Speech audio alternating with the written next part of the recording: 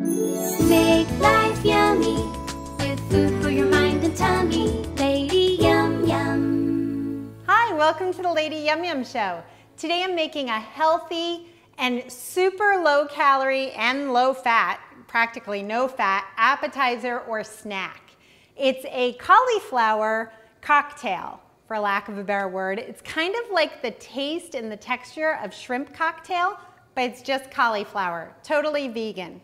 Let's get started. I have 8 cups of water. I'm bringing it to a boil, and I'm adding 1 yellow onion that I've just quickly quartered.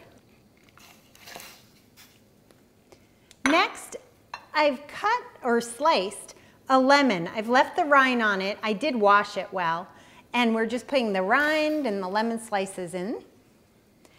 And 3, that was 1 large lemon, by the way, and 3 cloves of garlic, and I've just cut them in half. I haven't even taken all the little paper off. Doesn't matter, just throw those in.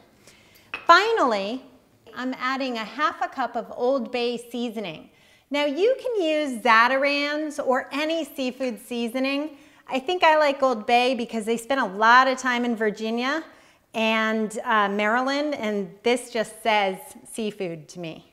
So we'll add that to the boiling water and give it a little stir so everything gets mixed in. We're going to bring this to a full boil and let it boil for 10 minutes so all the flavors meld together. While our mixture is boiling, I'll cut the cauliflower. Now, I saw this recipe a few months ago in Bon Appetit, and I think I've modified it since then. It originally came from a restaurant in Virginia, maybe the Richmond area, called Black Sheep. So again, I don't know how much I've modified it at this point, but I love it the way I make it. I know one thing I changed is I don't add salt. Because there's salt in the Old Bay, I don't add more salt. I just don't think it needs it. And it makes it a little more healthy to not add even more salt than the Old Bay adds. So I'm just breaking this up into pretty pieces so that it looks nice on the platter after this is all cooked. Great, so it's been 10 minutes and we're now going to remove the lemons and garlic and onion from the pot so we can make room for the cauliflower. And you'll see all the juice from the lemons has been released, and the onions have given off a lot of their flavor to our broth as well. So just get all the big chunks out, and you'll see why, because it'll make for removing the cauliflower a lot easier later too. I think I saw a lemon. There it is. Okay, so you don't have to be perfect. Just try to get most everything out. Now we'll add the cauliflower into the broth. And it fills up pretty much the whole pot. And I keep it boiling at this point. We're going to turn off the heat in a moment, but I like to keep it boiling as I add the cold cauliflower. There we go.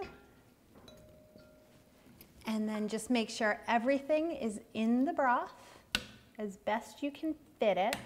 I try to leave the stems up if I have a choice. If a couple stick out, I try to flip them, get the stems up. There we go.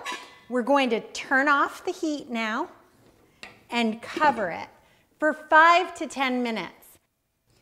My cauliflower is nicely fork tender, and I'm removing it and placing it on a cookie sheet, which I've put a tea towel and some paper towels to absorb any liquid that I have in there.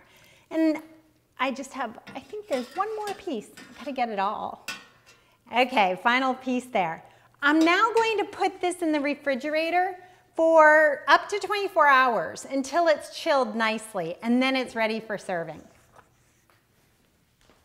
Just finishing my plating here. I have a couple more pieces to put on my platter. And I'm serving it with a cocktail sauce, which is just a combination of ketchup and prepared horseradish, or you can buy one ready-made, whatever you like to do.